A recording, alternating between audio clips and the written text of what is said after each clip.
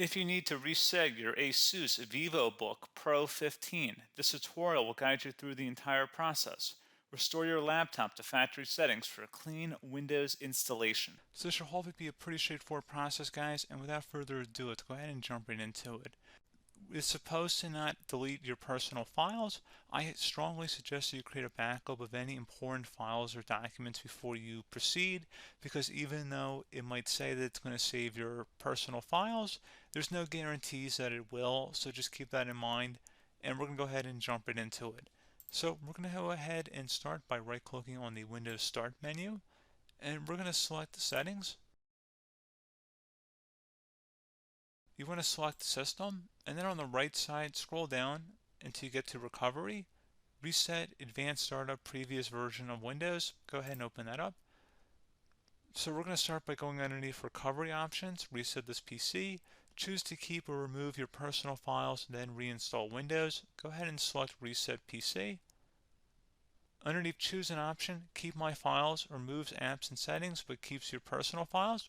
Now, like I said, there's no guarantee, but you still want to create a backup, but we are going to select that for today's tutorial here.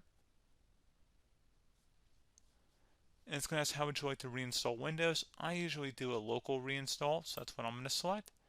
And current settings is going to reinstall Windows from this device, and then we're going to select next again. This shouldn't take too long here, guys. And resetting will change settings back to their default, keep personal files, reinstall Windows from this device, remove all apps and programs, and you can also view what apps will be removed. This will take some time and your PC will restart. These are the apps that will be removed, so take note of that. So you're definitely going to have to reinstall some stuff once it's done. So it looks like I accidentally closed out of there, so I'm just going to go back to exactly where we were. And we're just going to go ahead and proceed with the reset here and select reset.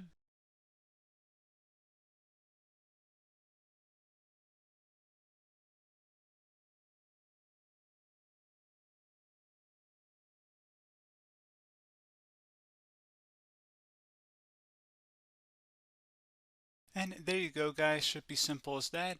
Go ahead and reinstall any of the applications that were removed. You can see a list of them by clicking on the link that's going to be on our desktop here.